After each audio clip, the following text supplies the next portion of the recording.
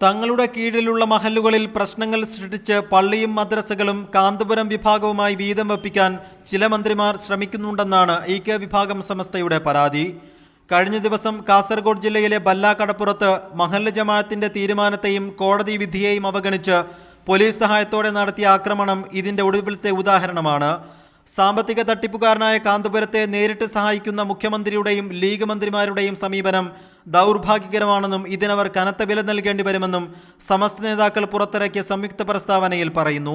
കാന്തപുരം വിഭാഗത്തിന്റെ മർക്കസ് നോളജ് സിറ്റിയുടെ ശിലാസ്ഥാപന ചടങ്ങിൽ കഴിഞ്ഞ ദിവസം മുഖ്യമന്ത്രി ഉമ്മൻചാണ്ടിയും മന്ത്രി പി.കെ. കുഞ്ഞാലിക്കുട്ടി ഉൾപ്പെടെയുള്ള ലീഗ് നേതാക്കളും പങ്കെടുത്തതാണ് ഇ.കെ. വിഭാഗം സമസ്തയെ ചൊടിപ്പിച്ചത്. കാന്തപുരത്തിന്റെ തിരുകേശപ്പള്ളിയെ അനുകൂലിച്ച് സർക്കാർ പുറപ്പെടുവിച്ച സത്യവാങ്മൂലം തിരുത്താനുള്ള നടപടികൾ കൈക്കൊള്ളുമെന്ന് നേരത്തെ ലീഗ് നേതാക്കൾ ഇ.കെ. വിഭാഗം സമസ്തയ്ക്ക് ഉറപ്പ് നൽകിയിരുന്നു. എന്നാൽ ഈ വിഷയത്തിൽ യാതൊരു നിലപാടെടുക്കാതിരിക്കുകയും പിന്നീട് കാന്തപുരത്തിന്റെ പരിപാടികളിൽ പങ്കെടുക്കുകയും ചെയ്യുന്നത് കാന്തപുരത്തിനുള്ള ലീഗിന്റെ പരോക്ഷ പിന്തുണയാണ് വ്യക്തമാക്കുന്നതെന്നാണ് ഇ.കെ. വിഭാഗത്തിന്റെ പക്ഷം. ഒരു വശത്ത് മുജാഹിദ് ഐക്യത്തിനായി ശ്രമിക്കുമ്പോൾ മറുവശത്ത് സുന്നികളുടെ ഭിന്നിപ്പിനായി ശ്രമിക്കുന്ന മുസ്ലിം ലീഗ് നിലപാട് രാഷ്ട്രീയ ലാഭത്തിനു വേണ്ടിയാണെന്നും സമസ്ത ഇ.കെ. വിഭാഗം കുറ്റപ്പെടുത്തുന്നുണ്ട്. മീഡിയ 1 മലപ്പുറം.